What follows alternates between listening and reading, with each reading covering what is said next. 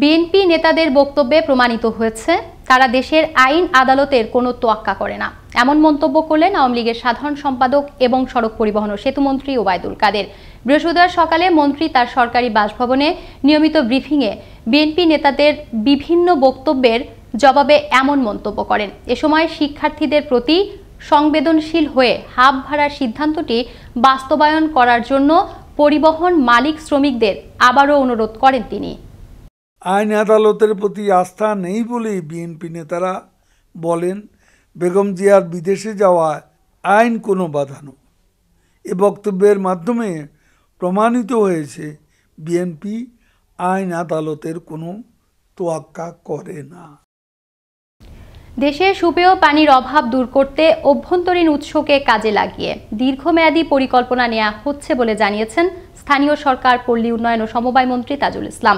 বৃহস্পতিবার রাজধানীর বাংলাদেশ প্রকৌশল ও প্রযুক্তি বিশ্ববিদ্যালয়ের কাউন্সিল ভবনে ITN বুয়েট আয়োজিত শহরব্যাপী অন্তর্ভুক্তিমূলক স্যানিটেশনের প্রসার এবং স্যানিটেশন উদ্ভাবন অনুষ্ঠানে প্রধান অতিথির বক্তব্যে তিনি কথা জানান। এ সময় উপকূলীয় অঞ্চল সহ সারা দেশে সুপেয় পানি সরবরাহে ওয়াটার গ্রিড লাইন স্থাপনে একটি মাস্টার প্ল্যান প্রণয়নে স্টাডির কাজ চলছে বলেও জানান মন্ত্রী। অনুষ্ঠানে সভাপতিত্ব করেন বুয়েটের vice chancellor professor doctor Satyaprasad Majumdar. Targeting 2041, she made a roadmap, and in the middle of the roadmap, our country will scale up in the level of the middle income country. So middle income country, a developed country, lot of demand has to be fulfilled. So according to the precondition of the UNA, our precondition might be there is a per capita income. We have to scale up to the level of $2,500, and human index has to be developed in certain level, and stress test of the economy. গ্রাহক সেবা নিশ্চিত করতে সারা দেশে 200টি flagship store Grameenphone সেন্টারের কার্যক্রম শুরু করেছে গ্রামীণফোন। সম্প্রতি কুড়িগ্রামের নাগেশ্বরীতে জিপিসি চালুর মধ্য দিয়ে ডিজিটাল বাংলাদেশের কানেক্টিভিটি পার্টনার 200তম জিপিসি স্থাপনের অসামান্য মাইল ফলক অর্জন করে প্রতিষ্ঠানটি। এ উপলক্ষে বুধবার বিকেলে ভার্চুয়ালি এক অনুষ্ঠানের আয়োজন করে গ্রামীণফোন। এতে যুক্ত হন বিটিআরসির মহাপরিচালক ব্রিগেডিয়ার জেনারেল নাসিম পারভেজ। এ সময় গ্রামীণফোনের head of communication Khairul Bashar এবং চিফ মার্কেটিং কর্মকর্তা সাজ্জাদ হাসিব সহ প্রতিষ্ঠানটির অন্যান্য কর্মকর্তাবৃন্দ উপস্থিত ছিলেন। সিরাজগঞ্জের রায়গঞ্জে নির্মাণাধীন মহাসড়কে আন্ডারপাস সড়ক নির্মাণের দাবিতে মানববন্ধন ও বিক্ষোভ সমাবেশ করল স্থানীয় ব্যবসায়ীবৃন্দ।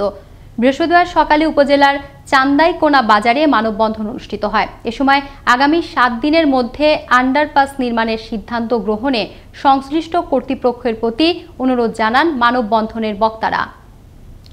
ডিজিটাল নিরাপত্তা আইনে গ্রেফতার হওয়া রাজশাহীর কাটাখালী পৌরসভা মেয়র আব্বাস আলীকে 10 দিনের রিমান্ড আবেদন করে বৃহস্পতিবার সকালে আদালতে তোলে বোয়ালিয়া মডেল থানা পুলিশ। এ সময় আগামী রবিবার রিমান্ড ও তার জামিন আবেদনের শুনানির দিন ধার্য করে কারাগারে পাঠানোর নির্দেশ দেন আদালত। এর আগে জাতির জনক বঙ্গবন্ধু শেখ মুজিবুর রহমানের মুরাল স্থাপন নিয়ে আপত্তিকর মন্তব্য করায় বুধবার সকালে রাজধানীর একটি অভিজাত আবাসিক হোটেল থেকে তাকে গ্রেফতার করে র্যাব। পুলিশের সঙ্গে বন্দুকযুদ্ধে নিহত হলেন কুমিল্লার কাউন্সিলর সহ 2 জন হত্যা মামলার প্রধান আসামি শাহ আলম। গেল রাতে জেলার চাঁদপুরের গোমতী বেড়িবাঁধে ঘটে এ বন্দুকযুদ্ধের ঘটনা। এ সময় আহত হয় 2 পুলিশ সদস্য। ঘটনাস্থল থেকে উদ্ধার করা হয় একটি পিস্তল, গুলি ও গুলির খোসা। বৃহস্পতিবার সকালে বিষয়টি নিশ্চিত করেন কুমিল্লা কোতোয়ালি মডেল থানার ভারপ্রাপ্ত কর্মকর্তা আনোয়ারুল আজিম। বুধবার সন্ধ্যায় চট্টগ্রাম কক্সবাজার মহাসড়কে লোহাগাড়ায় কাভার্ড ভ্যানের ধাক্কায় মৃত্যু হল সাইদুল ইসলাম সাইম নামের এক মাদ্রাসা শিক্ষার্থীর। খবর পেয়ে লাশটি উদ্ধার করে হাসপাতালে পাঠায় পুলিশ। এ ঘটনায় কাভার্ড ভ্যানটি আটক করা গেলেও চালক রয়েছে পলাতক। ঘটনার সত্যতা নিশ্চিত করেন দোহাজারী হাইওয়ে থানার ভারপ্রাপ্ত কর্মকর্তা আব্দুর রউফ।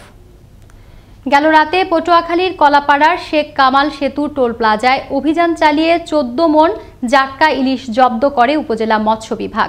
এ সময় জাটকা বহনের দায়ে বিভিন্ন পরিবহনকে 5,000 এবং 3 মাছ ব্যবসায়ীকে 15,000 টাকা অর্থদণ্ড প্রদান করা হয়।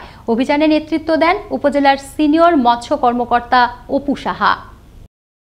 গোপন সংবাদের ভিত্তিতে গেল রাতে রাজশাহীর বাঘার বড় হাবাসপুর গ্রামে অভিযান চালিয়ে মতিউর রহমান নামের এক অস্ত্র ব্যবসায়ীকে আটক করে র্যাব। এ সময় তার কাছ থেকে উদ্ধার করা হয় একটি বিদেশি পিস্তল, একটি ম্যাগাজিন ও 2 রাউন্ড গুলি। আটক অস্ত্র ব্যবসায়ীকে অস্ত্র আইনে মামলা দিয়ে থানায় হস্তান্তর করা হয়। বৃহস্পতিবার দুপুরে এক প্রেস বিজ্ঞপ্তিতে এ তথ্য নিশ্চিত করেন র্যাব 5 এর company commander major Nazmus Sakib. রাজশাহীতে সড়ক দুর্ঘটনায় বাবা ছেলে সহ মৃত্যু হলো 3 জনের। বৃহস্পতিবার সকালে সাজু মিয়া তার পুত্রকে মোটরসাইকেল যোগে স্কুলে নিয়ে যাচ্ছিলেন। এ সময় একটি বিআরটিসি বাস তাদেরকে চাপা দিলে ঘটনাস্থলেই তাদের মৃত্যু হয়। অপরদিকে একই সময়ে জেলার বোয়ালিয়ার শালবাগান ওয়াসা অফিসের সামনে যাত্রীবাহী একটি বাসের চাপায় মৃত্যু হয় অপর এক মোটরসাইকেল আরোহীর। পৃথক এ দুর্ঘটনায় বাসের চালকদের আটকের চেষ্টা চলছে বলে জানায় গোদাবাড়ি ও বোয়ালিয়া থানা পুলিশ।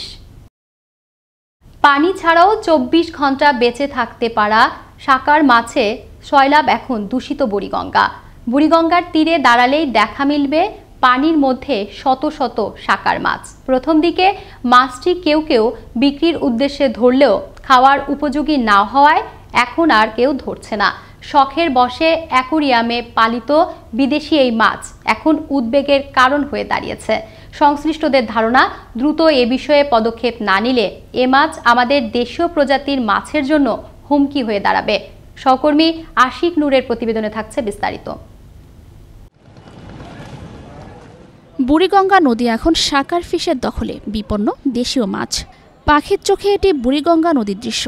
যে নদীতে বর্ষার স্বচ্ছ পানিতেও মাছের দেখা মিলে না, সেখানে এখন অসংখ্য সাকার মাছ। স্থানীয়রা কেউ এটা চেকভেগা বা কাটা মাছ নামে চিনলেও কোথা থেকে এ মাছ এসেছে তা জানাতে পারেনি কেউ। কিছু মাছ লাফালাফি করে, কিন্তু শুনছি এই মাছগুলো খুব ভয়ানক মাছ। এ মাছ অন্য দেশীয় মাছের খাবার খেয়ে থাকে বলে দেশীয় মাছ জলাশয়ে বেঁচে থাকতে পারে না। এদিকে এটি পুকুর কিংবা স্থানীয় জলাশয়ে ছড়িয়ে পড়ায় হুমকির মুখে পড়তে পারে দেশীয় মাছ, এমনটাই মনে করছেন মাছ নিয়ে গবেষণা করা এই মৎস্য বিশেষজ্ঞ। এক সময় এই মাছটা বাংলাদেশের কয়েকটা জায়গায় পাওয়া যেত, এটা মাঝে মাঝে, কিন্তু এখন বুড়িগঙ্গাতে এই মাছটার আধিক্য অনেক বেশি। যেই সময় এই কোনো মাছই এই বুড়িগঙ্গাতে এই দূষণের ভিতর থাকতে পারে না, সেইখানেও এই সাকার মাউথ ক্যাটফিশটি বেঁচে থাকে। 90 দশকে দেশে আনা শোভাবর্ধনকারী এ মাছটি হয়তো অ্যাকোরিয়াম থেকে বিভিন্ন জলাশয়ে ছড়িয়ে পড়েছে। তবে বুড়িগঙ্গা নদীতে অনেক ময়লা জাতীয় খাবার থাকায় এরা সেখানে দীর্ঘ সময় বেঁচে থেকে দ্রুত বংশ বিস্তার করছে। খাওয়ার ক্ষেত্রে যদি এটাকে চিন্তা ভাবনা করা যায় যে থাকবে না, সেক্ষেত্রে এটাকে খাওয়ার আয়ত্তায় যদি নিয়ে আসা যায় তাহলে হলো কিছুটা এখানে কন্ট্রোল সম্ভব। দ্রুত গবেষণা করে বেরিয়ে আসবে এর সঠিক সমাধান, এমনটাই মনে করছেন সংশ্লিষ্টরা। নয়নমণি, আনন্দ টিভি, ন্যাশনাল ডেস্ক।